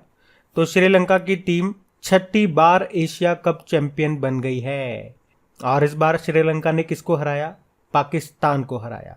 तो श्रीलंका के जो ऑलराउंडर हैं वानिंदु हसरंगा, उनको प्लेयर ऑफ द सीरीज चुना गया और भानुका राजपक्षे को प्लेयर ऑफ द मैच चुना गया। इस बार ये एशिया कप 2022 का कौन सा संस्करण था? 15वां संस्करण था, जो कि यूनाइटेड अरब अमीरात में हुआ। पहले ये श्रीलंका में होने वाला था लेकिन हुआ यूनाइटेड अरब अमीरात में। और आपको ये भी बता दूं कि एशिया कप को अभी तक किसने सबसे ज्यादा बार जीता है? तो भारत ने। और वो भी कितनी बार? 7 बार जीता है। लेकिन अब आप देख सकते हो श्रीलंका एक कदम ही हमसे पीछे है बस। अच्छा मुझे बताओ अभी 2022 का वुमेन्स क्रिकेट वर्ल्ड कप ये जो न्यूजीलैंड में हुआ था, किसने जीता था? ऑस्ट्रेलिया ने जीता था इंग्लैंड को हरा के। और अंडर 19 वर्ल्ड कप 2022 ये जीता था इंडिया ने इंग्लैंड को हरा करके। अच्छा चलो ये बताओ अभी 2022 में जो आईपीएल हुए थे, जो इसका 15वां संस्करण था, वो किसने जीता? तो गुजरात टाइटन ने। गुजरात टाइटन ये एक नई टीम है, मतलब इस बार टोटल 10 टीमें खेली जिसमें से 2 नई टीमें थी, एक तो अहमदाबाद टीम और एक लखनऊ टीम। अहमदाबाद टीम का ही नाम है गुजरात टाइटन, जिसके कप्तान थे हार्दिक पांड्या। और लखनऊ टीम इसका नाम बन गया था लखनऊ सुपर जायंट्स, जिसके कप्तान थे केएल राहुल। ये भी आप ध्यान रखना। बढ़ते आगे, चलो आ गया वो प्रश्न कि यूएस ओपन 2022 में वुमेन सिंगल टाइटल किसने जीता। तो आंसर होगा ईगा स्विटेक ने। और हमने हिंट क्या दिया था? French open. इस बार का फ्रेंच ओपन में वुमेन सिंगल टाइटल भी इन्होंने ही जीता है। ये है कहां से? पोलैंड से। पोलैंड की टेनिस प्लेयर है ईगा स्विटेक। और यूएस ओपन में इन्होंने किसको हराया? ट्यूनीशिया की ओ जोबेउर को। और इस तरह से उन्होंने यूएस ओपन 2022 में वुमेन सिंगल का टाइटल जीत लिया। अब रिवाइज करते हैं, इससे पहले के जो 3 ग्रैंड स्लैम है उसमें वुमेन सिंगल टाइटल किसने जीता। तो ऑस्ट्रेलियन ओपन, उसमें वुमेन सिंगल टाइटल जीता था एश्ले बार्टी ने, वो ऑस्ट्रेलिया की है, वो तो संन्यास भी ले चुकी है। फिर उसके बाद फ्रेंच ओपन हुआ, उसमें वुमेन सिंगल ईगा स्विटेक ने जीता। और फिर हुआ था विंबलडन ओपन, उसमें वुमेन सिंगल टाइटल जीता था एलिना रिबाकिना ने, ये कजाकिस्तान से हैं। अच्छा टेनिस में 2 महिलाओं के नाम आपको और याद रखने हैं। एक तो सेरेना विलियम, अभी इन्होंने खेल से संन्यास की घोषणा कर दी है। और एक भारतीय टेनिस प्लेयर और है सानिया मिर्जा, इन्होंने भी कहा कि 2022 के एंड में ये भी संन्यास ले लेंगी। बाकी एश्ले बार्टी जो ऑस्ट्रेलिया से हैं वो तो संन्यास ले ही चुकी हैं। अच्छा वैसे वर्ल्ड टेनिस डे भी होता है, वो कब होता है? वो मार्च के पहले सोमवार को होता है, तो इस बार हमने 7 मार्च को मनाया वो। तो ये सब ध्यान रखना, बढ़ते आगे।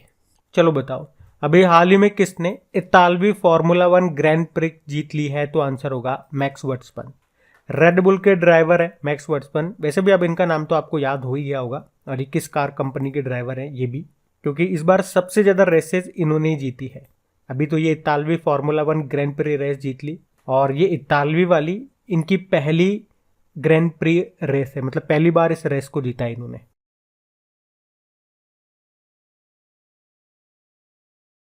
इस प्रश्न में आपसे पूछ रहे हैं, हाल ही में जारी संयुक्त राष्ट्र के मानव विकास सूचकांक में भारत कौन से स्थान पर रहा? तो आंसर होगा 132। तो ह्यूमन डेवलपमेंट इंडेक्स के मामले में भारत 2021 में 191 देशों की सूची में 132वें स्थान पर रहा। इसको जारी किया यूनाइटेड नेशन डेवलपमेंट प्रोग्राम ने, जबकि 2020 में भारत इसमें 131वें स्थान पर था। तो इस साल आप देखोगे एक स्थान की गिरावट देखने को मिली है, और इसका जिम्मेदार ठहराया जा सकता है जीवन प्रत्याशा को। आपको बता दूं, भारत की जीवन प्रत्याशा दर 69.7 से घटकर 67.2 वर्ष हो गई है। जीवन प्रत्याशा मतलब भारत में जो एवरेज इंसान जिंदा रहेगा उसकी उम्र को बताता है ये। इसमें भारत तो 132 नंबर पर है। टॉप पे है स्विट्जरलैंड, सेकंड पे नॉर्वे और थर्ड पे है आइसलैंड। ये याद रखना, बढ़ते आगे। तो इस प्रश्न में आपसे पूछ रहे हैं कि सितंबर 2022 में चयनित UNESCO global network of learning cities की सूची में कौन सा शहर नहीं है? ऑप्शन दिए गए हैं, इनमें से पूछ रहे हैं कौन सा नहीं है। तो आंसर होगा जयपुर। अब जयपुर नहीं है तो कौन कौन से हैं पे बात करते हैं। तो एक है केरल का तेलाम्बुर और त्रिशूर, और उसके साथ तेलंगाना का वारंगल। इनको UNESCO global network of learning cities में शामिल किया गया।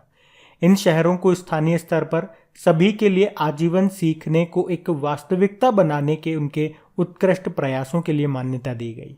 तो UNESCO global network of learning cities ये एक अंतर्राष्ट्रीय नेटवर्क है जिसमें 294 शहर शामिल हैं, जो अपने समुदायों में आजीवन सीखने को सफलतापूर्वक बढ़ावा देते हैं।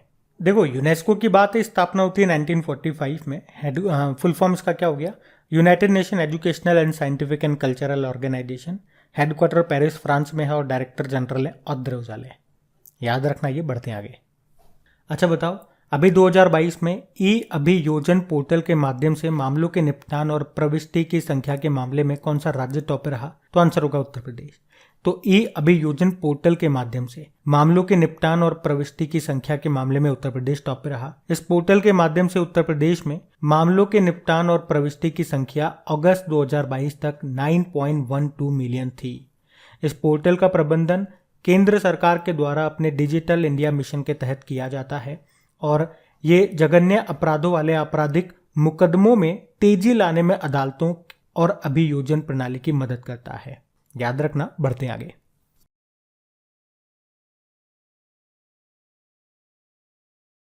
फिर बताइए, अभी हाल ही में प्रधानमंत्री नरेंद्र मोदी ने कहां पर कलम नो कार्निवल पुस्तक मेले का उद्घाटन किया? तो आंसर होगा अहमदाबाद में।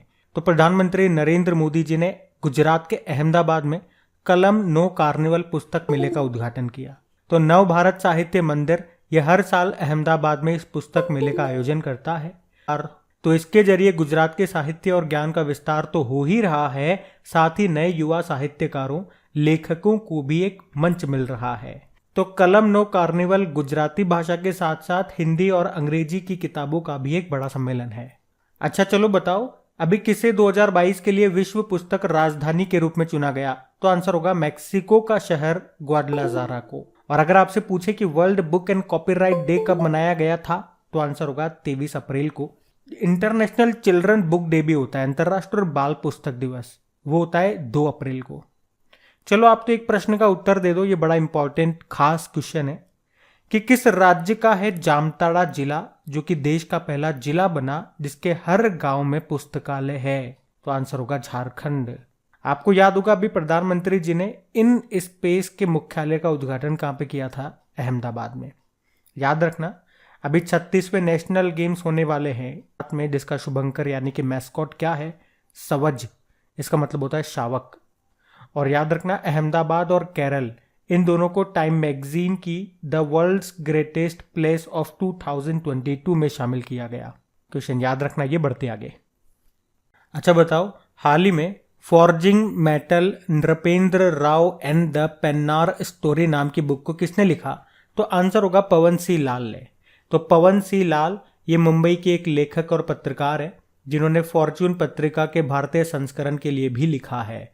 तो उन्होंने अभी ये बुक लिखी है जिसका नाम है forging metal Nripendra Rao and the Pennar story.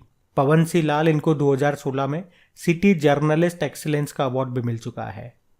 अच्छा बताओ, जे सिंह कौन सी बुक लिखी थी अभी इन्होंने? द मैकमोहन लाइन, जिसको हिमाचल प्रदेश के गवर्नर राजेंद्र विश्वनाथ अर्लेकर ने लॉन्च किया था। राजेश तलवार, इन्होंने the boy who wrote a constitution नाम की बुक लिखा। और Devika Rangachari queen of fire नाम की बुक लिखी इन्होंने। ये याद रखना, बढ़ते आगे।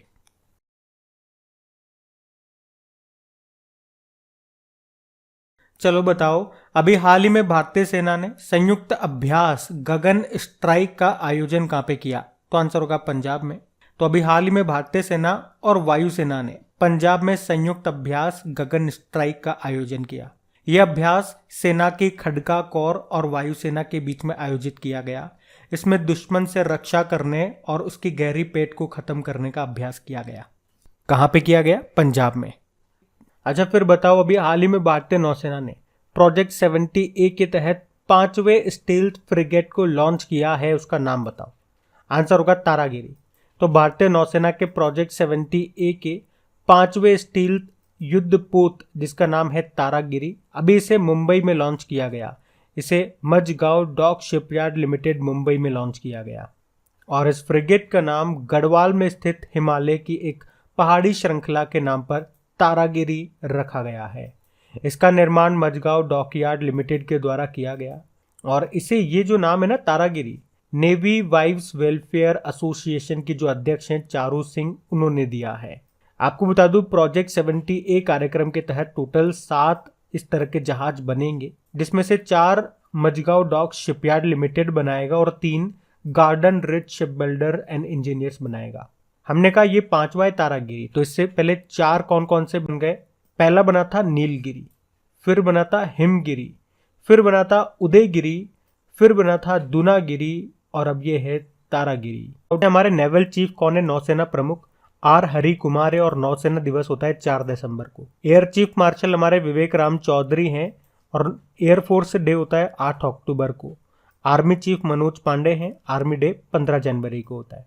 और आप बताओगे अभी कि अभी किस देश ने भारत के जो पूर्व नौसेना प्रमुख थे सुनील लांबा, उनको मेधावी सेवा पदक से सम्मानित किया? तो इसका उत्तर होगा सिंगापुर ने। याद रखना, बढ़ते आगे। फिर बताओ, अभी सितंबर 2022 में ही जिमैक्स 2022 जो एक्सरसाइज है, ये इसका कौन सा संस्करण है? तो आंसर होगा 6ठा। जिमैक्स का मतलब हो गया Japan India maritime exercise. Bharat और जापान के बीच में ये एक नेवल एक्सरसाइज है। अभी 11 सितंबर 2022 को ये शुरू हुई। कहाँ पे? बंगाल की खाड़ी में। और इस बार ये इसका 6वां संस्करण है। और इसमें भारत की ओर से 3 स्वदेशी निर्मित जहाज हिस्सा ले रहे हैं। एक है सह्याद्री, एक है INS कदमत और एक है कवरत्ती। अच्छा, वैसे जापान के साथ और कौन कौन सी एक्सरसाइज करते हैं हम? एक तो ये जिमैक्स नाम की एक्सरसाइज हो गई, एक धर्मागार्जन नाम की एक्सरसाइज करते हैं, एक शिन्यू मैत्री करते हैं, एक सहयोग काजिन भी करते हैं, और एक मालाबार नाम की एक्सरसाइज भी करते हैं जो क्वाड देशों के बीच में होती है, जिसमें भारत है, जापान है, अमेरिका है और ऑस्ट्रेलिया है। अच्छा, कुछ और इंपॉर्टेंट एक्सरसाइज को हम लोग रिवाइज करेंगे, लेकिन उससे पहले जापान से कुछ इंपॉर्टेंट क्वेश्चन हम पढ़ लेते हैं एक बार। एक तो ये याद रखना कि 2025 में जो वर्ल्ड एथलेटिक्स चैंपियनशिप है, ये कहाँ पे होंगे? टोक्यो, जापान में। अभी 2022 में ये हुए थे अमेरिका में, 2023 में ये बुडापेस्ट में होंगे। और यहाँ के अभी पूर्व प्रधानमंत्री कौन थे जिनका भी निधन हो गया? गोली मार करके हत्या कर दी थी उनकी, शिंजो अबे की। ये यहाँ के सबसे लंबे समय तक प्रधानमंत्री रहे थे। हमने 2022 में नेताजी अवार्ड दिया इनको और 2021 में पद्म विभूषण दिया था। अभी आपको याद होगा, वर्ल्ड इकोनॉमिक फोरम ने travels and tourism development index जारी किया था, जिसमें भारत 54 नंबर पे था और टॉप पे जापान ही था। और वैसे अभी यहाँ के प्रधानमंत्री कौन है? तो आंसर होगा फूमियो किशिदा। कैपिटल टोक्यो है और करेंसी है येन।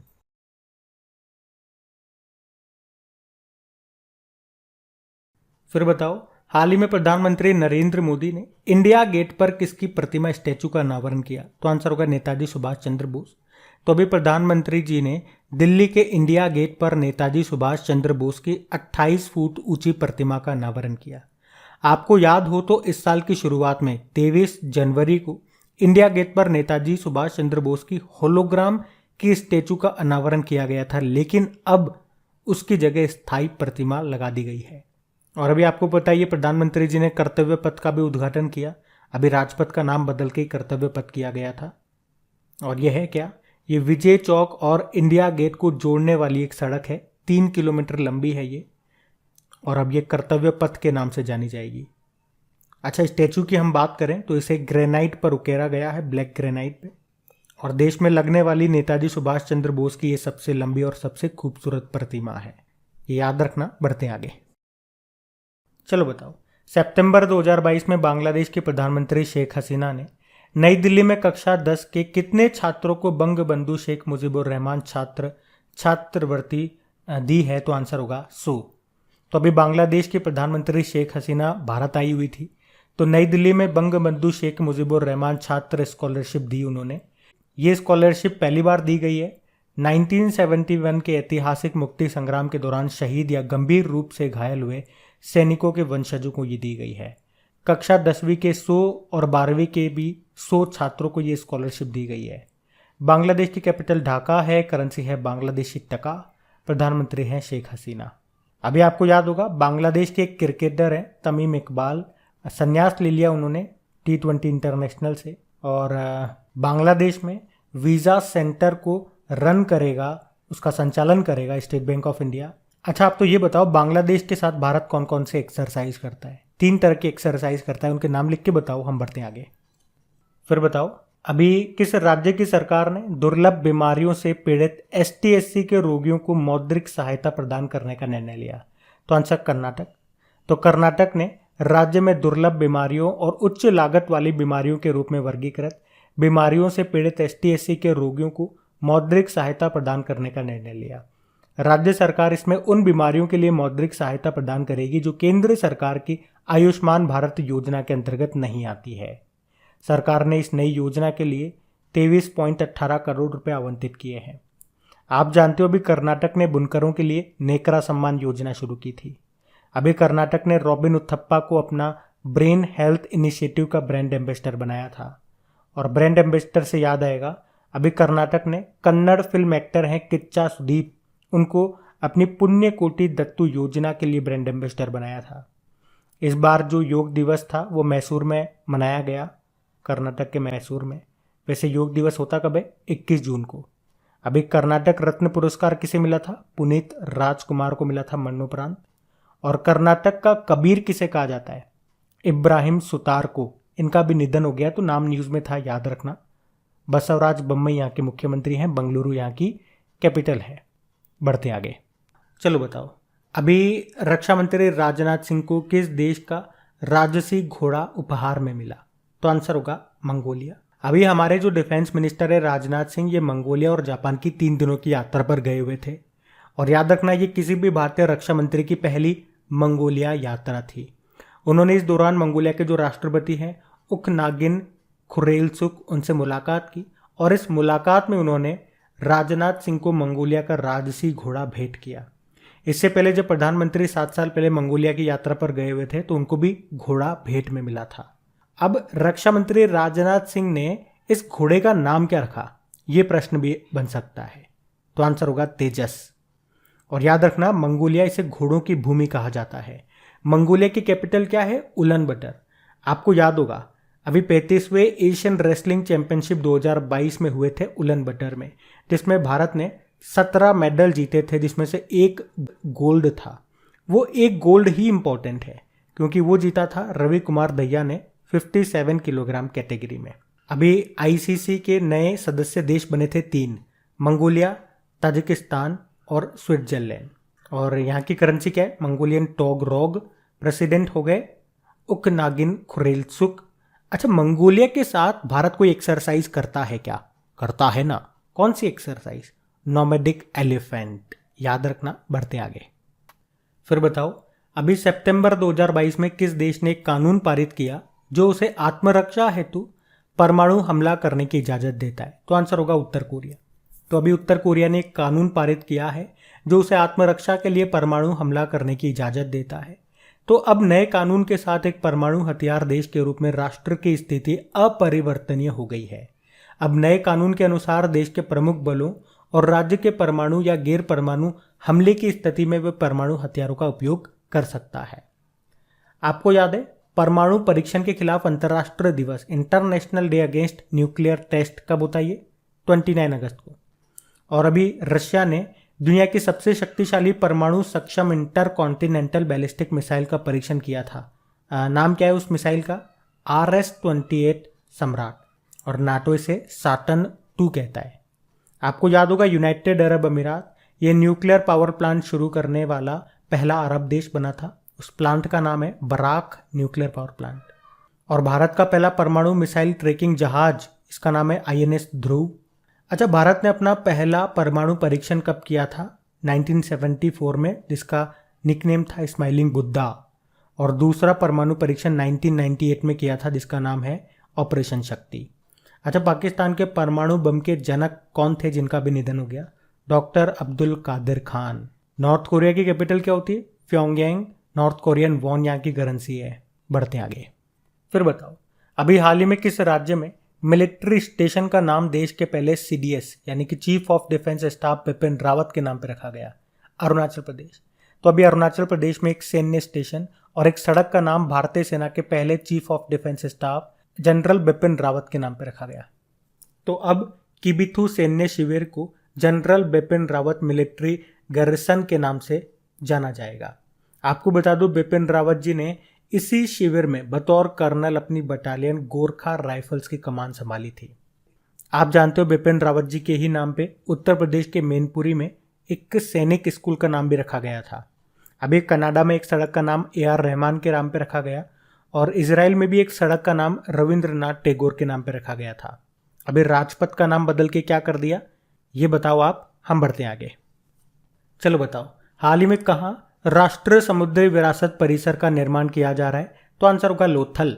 तो सिंधु घाटी सभ्यता के ऐतिहासिक शहर लोथल गुजरात में शिपिंग मंत्रालय राष्ट्रीय समुद्री विरासत परिसर का निर्माण कर रहा है।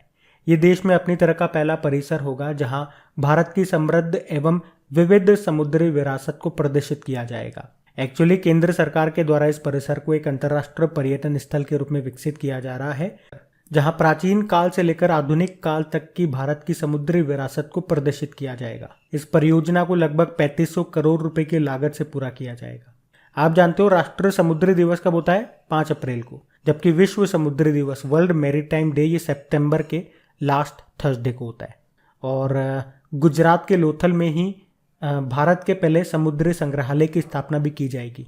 और याद रखना, भारत के पहले राष्ट्रीय समुद्री सुरक्षा समन्वयक यानी कि नेशनल मैरीटाइम सिक्योरिटी कोऑर्डिनेटर कौन बने? जी अशोक कुमार। और याद रखना 2023 में India international sea food show का आयोजन किया जाएगा कोलकाता में, 23वें नंबर का होगा ये। और जानते हो गुजरात की गिफ्ट सिटी में स्थापित होगा भारत का पहला अंतर्राष्ट्रीय समुद्री क्लस्टर भी, ये भी याद रखना। बढ़ते हैं आगे। चलो फिर बताओ, अभी हाल ही में भारत में क्वांटम कंप्यूटिंग को आगे बढ़ाने के लिए किस IIT ने IBM के साथ समझौता किया? तो आंसर होगा IIT मद्रास। तो IIT मद्रास ने भारत में क्वांटम कंप्यूटिंग कौशल विकास और अनुसंधान को आगे बढ़ाने के लिए इंटरनेशनल बिजनेस मशीन यानी कि IBM के साथ समझौता किया है। अच्छा, क्वांटम से एक प्रश्न याद आ रहा है मुझे, आपको भी याद होगा। कुछ समय पहले इसरो ने पहली बार 300 मीटर की दूरी पर फ्री स्पेस क्वांटम कम्युनिकेशन का सफल परीक्षण किया था। अच्छा बताओ, अभी सबसे तेज सबसे फास्टेस्ट सुपर कंप्यूटर किसका है और कौन सा है? तो पहले तो जापान का फुगाकू था, लेकिन अब कौन सा है? अमेरिका का फ्रंटियर है। आपको याद होगा IBM ने साइबर हमलों को संबोधित करने के लिए कहां पर नए साइबर सुरक्षा हब का उद्घाटन किया था? तो आंसर होगा बंगलुरु। और IBM फुल फॉर्म आपने देख लिया, इंटरनेशनल बिजनेस मशीन, स्थापना होती है 1911, हेडक्वार्टर न्यूयॉर्क और CEO इसके अरविंद कृष्णा है। इसी का निकनेम क्या है? Big blue.